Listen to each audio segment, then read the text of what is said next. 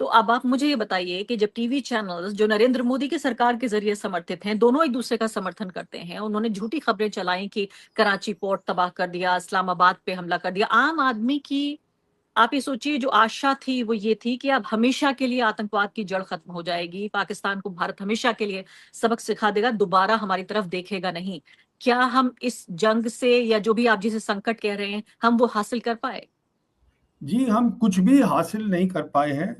और हुआ क्या है, जो हमारी स्टैंडिंग थी, इंटरनेशनल स्टैंडिंग थी, मेरी असेसमेंट में वो भी गिर गई है।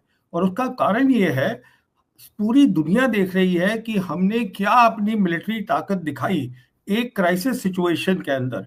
तो देखिए, जब आप इस्तेमाल करते हैं अपनी एयर पावर, ये मैं पहले भी बोलता रहा हूं कि बालाकोट में इस्तेमाल करना 2019 में गलत था। तो उस बार जो था वो तैयार नहीं थे, क्योंकि उन्हें पता ही ना था आप ये कर रहे हैं, हमने कभी किया ही नहीं था पहले। इस बार वो तैयार बैठे हुए थे। तो ये आपने, एक पहली बात तो ये है, अगर आप जा रहे हैं दुश्मन के एरिया के अंदर, आपके पास मिलिट्री ऑब्जेक्टिव होना चाहिए। अब वो बार बार ये बोल रहे हैं कि हमारा ऑब्जेक्टिव था, वो मिलिट्री वाले बोल रहे हैं। अभी देखिए, कल जो है प्रेस कॉन्फ्रेंस हुई है, 3 senior officers army, air force, navy के बैठे हैं, और वो बार बार बोल रहे हैं, देखिए बहुत इंपॉर्टेंट बात है, वो ये कह रहे हैं कि हमारा जो ऑब्जेक्टिव था वो सिर्फ ये था कि आतंकवादी के जो कैंप है उनको तोड़े, और हम बिल्कुल संयम इस्तेमाल करना चाहते हैं। अरे भैया, अगर जंग है, अगर आप जा रहे हैं उधर, पहली बात तो मिलिट्री आपका ऑब्जेक्ट क्या है? कैंप तो मिलिट्री ऑब्जेक्ट नहीं हो सकता। आपको मिलिट्री टारगेटिंग करनी है, वो आपने की नहीं। ऊपर से आप ये बोल रहे हैं कि हम हर बार उनको बोल रहे हैं कि हम अपनी तरफ से संयम कर रहे हैं। इसका मतलब ये है कि आप लड़ाई करना ही नहीं चाहते। उसके बाद देखिए क्या हुआ, 6 और 7 की रात को जो भी कुछ हुआ, 7 की सुबह ही पाकिस्तान ने अपने एक सीनियर अफसर को, पाकिस्तान एयरफोर्स के जो उनका नंबर 3 अफसर है, air chief marshal Aurangzeb Ahmed को बुलाया, जिसने एक इंटरनेशनल ब्रीफिंग दी, जिसमें बताया उसने मैप लगा के कि देखिए हमने 5 इनके जो फाइटर जेट्स है उनको गिरा दिया है। अब कल जब पूछा गया, पहली बार जब आए ये लोग, जो हमारे डायरेक्टर जनरल एयर ऑपरेशंस है, एयर मार्शल भारती, इनसे ये सवाल पूछा एक जर्नलिस्ट ने, हिंदू के, कि साहब ये जो खबर आ रही है, क्या आप ये ठीक है कि नहीं है? तो उन्होंने कहा कि देखिए साहब, जंग के अंदर तो लॉसेस होते ही हैं, हमारे पायलट सेफ आ गए हैं। और फिर बोलते हैं कि अभी जो है ऑपरेशन सिंदूर जो है वो चल रहा है। अरे देखिए साहब, अभी एक क्राइसिस है। अगर आप ये नहीं कबूलेंगे या अपना एक्सप्लेनेशन नहीं देंगे, तो दूसरी साइड की जो क्लेम होते हैं, जो वो दावा कर रहे हैं, उसको दुनिया मानती है, और वही हुआ है। पूरी दुनिया वही लिख रही है। अब देखिए हमने क्या किया, जो मेरी असेसमेंट है, 6-7 की रात के बाद हम लोग टेलीफोन्स पे लग गए। वो क्यों लग गए? क्योंकि 7 तारीख को ही पाकिस्तान आर्मी के जो डीजी आईएसपीआर थे, लेफ्टिनेंट जनरल, उन्होंने ये ऐलान कर दिया कि अभी तक जो हुआ था 6-7 की रात को, वो इंडिया का हमला था, हमने सिर्फ डिफेंसिव एक्शन किया था।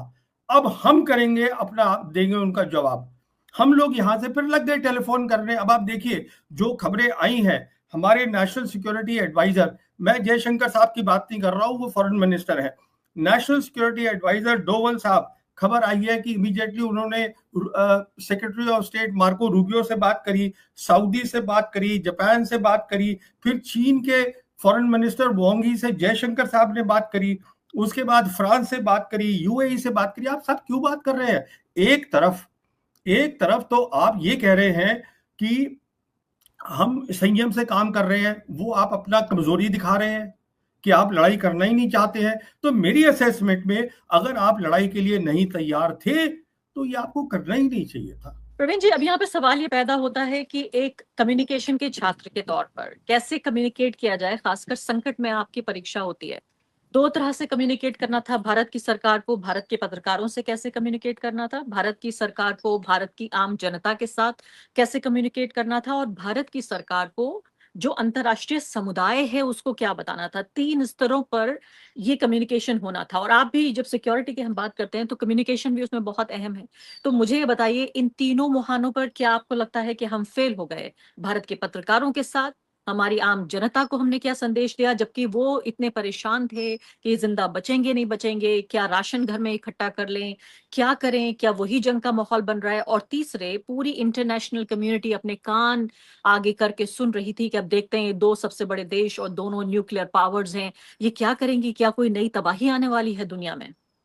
देखिए, पहली बात तो ये है, ये न्यूक्लियर पावर की बात ये ना ही करे तो बेहतर है। उसका कारण क्या है?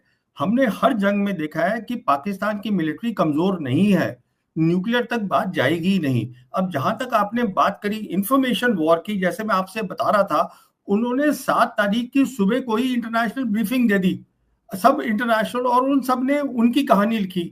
हम बता ही कुछ नहीं रहे हैं।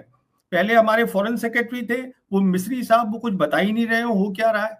अच्छा, उसके बाद जब ये एयर मार्शल भारती आए हैं, तो ये कह रहे हैं लॉसेस होते हैं, पर उस सवाल का जवाब नहीं दे रहे हैं, समझे। उसके साथ साथ हम फोन कर रहे हैं, वो भी फोन कर रहे हैं, वो भी लड़ाई नहीं चाहते, इसमें कोई शक नहीं है। पर जब उन्होंने तय कर लिया था हम रिस्पांस देंगे, उन्होंने रिस्पांस दिया, फिर हमें भी करना पड़ा, तो बात बढ़ सकती थी। अगर बात बढ़ती, फिर कुछ खबरें ये भी आई कि जो पाकिस्तान है वो तैयार हो रहा है प्री वॉर सिचुएशन के लिए। कुछ खबरें आई कि वो अपनी ट्रूप्स को फॉरवर्ड मूवमेंट कर रहे हैं, हमारी कोई खबर नहीं आई इस तरीके की। तो एक पैनिक का माहौल बन गया। ना वो चाहते हैं लड़ाई, ना हम चाहते हैं लड़ाई। अब सवाल ये है, हमने ये किया क्यों? अगर हमने किया तो जो लोग हैं उनका निराशा होना देश के अंदर बिल्कुल ठीक है, लाजमी है। आज देश में लोग बहुत नाराज हैं सरकार से कि साहब आपने ये ऑपरेशन सिंदूर किया, आपने पहलगांव का जो है बदला लिया, पर आपने सीज फायर क्यों करा? और मजेदार बात देखिए आप, ये जो दुखद बात है रादर, वो ये है कि वो प्रेसिडेंट ट्रंप अनाउंस कर रहे हैं, और अभी तक हमारे प्रधानमंत्री ने एक भी बयान नहीं दिया है ऑपरेशन सिंदूर के ऊपर। इतने दिन हो गए हैं, 6-7 की रात को शुरू हुआ था। कोई प्रेस तो ये कॉन्फ्रेंस सब नहीं हुई है। तो मुझे ये बताइए, चलिए मान लेते हैं एक दफा को जनता नाराज है क्योंकि टीवी चैनल्स ने खासकर जो पूरा उन्माद फैलाया युद्ध का, उसके बाद लोगों की उम्मीदें भी बढ़ गई। और आप जानते हैं भारत में एक तबका कम से कम ऐसा है, खून खराबे को पता नहीं क्यों, भारत का ये इतिहास है या क्या बात है, समाजशास्त्री इस बात को बताएं कि क्यों युद्ध का को लेकर इतना प्रेम है, या ब्लड शेड को लेकर कम से कम एक तबका ऐसा है जरूर जो चाहता था कि युद्ध होना चाहिए। तो ये तो अच्छा काम किया ना मोदी सरकार ने। मैं कह रही हूँ कि युद्ध बंदी हो गई, इस तरफ और उस तरफ दोनों तरफ जाने नहीं जाएंगी, हथियारों का नुकसान नहीं होगा, फौजियों की जाने नहीं जाएंगी, तो अच्छी बात है ये तो। नहीं, मैं आपका सवाल नहीं समझा, क्या सवाल है आपका? मेरा सवाल ये है कि क्या हमें डिप्लोमेटिक स्तर को एक तरफ थोड़ा साइड किनारे करके, अगर हम दो एक नागरिकों की तरह सोचें, तो मैं कहूंगी तो अच्छी ही बात है ना कि सीज फायर हो गया। देखिए, एक बात जो हम लोग नहीं समझ रहे हैं, जो हिंदुस्तान की सिक्योरिटी एस्टैब्लिशमेंट को 7 तारीख की सुबह समझ में आई है, वो ये है कि जो नुकसान जो वो क्लेम कर रहे हैं, दावा कर रहे हैं, वो चाइनीज एयरक्राफ्ट से हुआ। J-10 जो वो क्लेम कर रहे हैं मिसाइल PL-15, वो चाइनीज मिसाइल थी। कहने का मतलब ये है, यहाँ अचानक एक जागृति हुई जो कि इनको पता होना चाहिए था। ये हमारी इतनी सिक्योरिटी एस्टैब्लिशमेंट है, हम इतना पैसा खर्चते हैं, इनको पता होना चाहिए कि आप पाकिस्तान से नहीं लड़ रहे हैं, आप पाकिस्तान के साथ चीन भी शामिल है।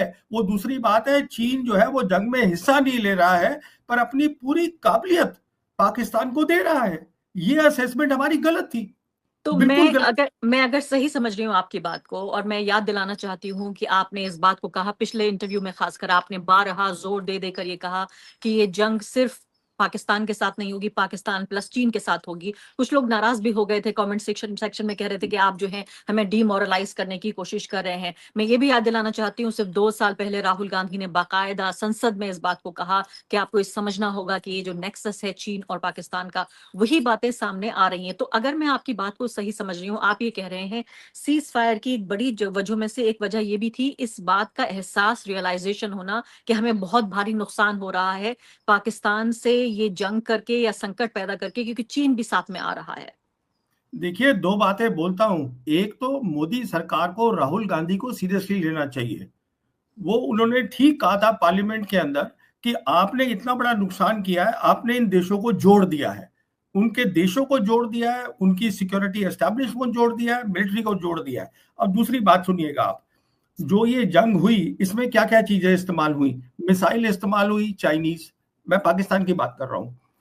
एयरक्राफ्ट यूज हुए चाइनीज। इलेक्ट्रॉनिक वॉरफेयर एक चीज होती है, उसमें मदद मिली क्या होता है इलेक्ट्रॉनिक वॉरफेयर? उसका मतलब होता है कि आप दुश्मन के कम्युनिकेशन को जाम कर दे, और उसमें सुने भी कि वो क्या बातचीत कर रहा है। वो जो ये थे, ये इनके एयर मार्शल पाकिस्तान के, वो उसकी क्लिप सुना रहे थे, वॉइस रिकॉर्डिंग सुना रहे थे वहां इंटरनेशनल मीडिया को। उसके बाद क्या होता है, उनकी बेदू सैटेलाइट सिस्टम है, उसकी मदद मिली इनको। तो ये सब बातें तो पहले पता होनी चाहिए था ना, जब राहुल गांधी ने इनको समझाया था।